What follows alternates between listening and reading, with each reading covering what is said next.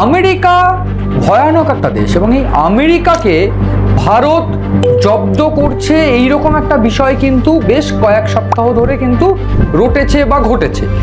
এই পরিস্থিতিতে সব থেকে গুরুত্বপূর্ণ বিষয় নরেন্দ্র মোদীর টুইট বা ডোনাল্ড ট্রাম্পের টুইট।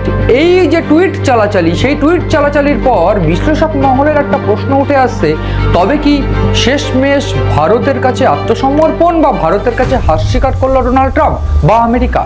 বা এ প্রশ্নও উঠছে যে ভারতের চাপে হার স্বীকার নয়, বরং অন্যভাবে ভারতকে কৌশলগতভাবে জব্দ করার চেষ্টা করছে ডোনাল্ড ট্রাম্প, নাকি ভারত এবং আমেরিকার সম্পর্কের বরফ গলতে চলেছে?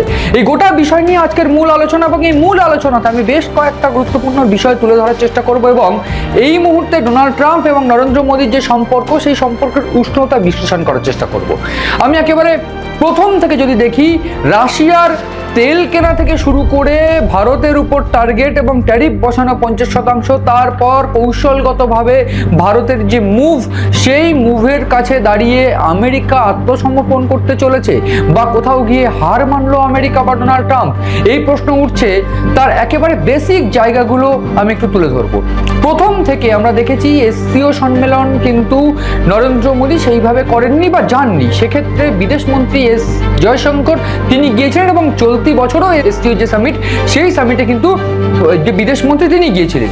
ঠিক তারপর যখন এই চলতি সেপ্টেম্বরের প্রথম এবং অগস্টের শেষে যে এসসিও সামিট, সেই সামিটে কিন্তু নরেন্দ্র মোদী গিয়েছেন এবং সেইখানে বিশেষ করে শি জিনপিং বা রাশিয়ার প্রেসিডেন্ট পুতিনের সঙ্গে বৈঠক হয়েছে বেশ কিছুক্ষণ। এবং এই যে গোটা বিষয়টা, সেই বিষয়টাকে একেবারে প্যারালালি যদি দেখা যায়, একটা বিষয় একটু উঠে আসবে যে আমেরিকা বা ডোনাল্ড ট্রাম্প যখন ভারতের উপর ট্যারিফ চাপালো, প্রাথমিকভাবে আমরা বুঝতে পেরেছিলাম যে ভারতের উপর ট্যারিফ চাপানো শুধুমাত্র রাশিয়ার থেকে তেল কেনার জন্য নয়,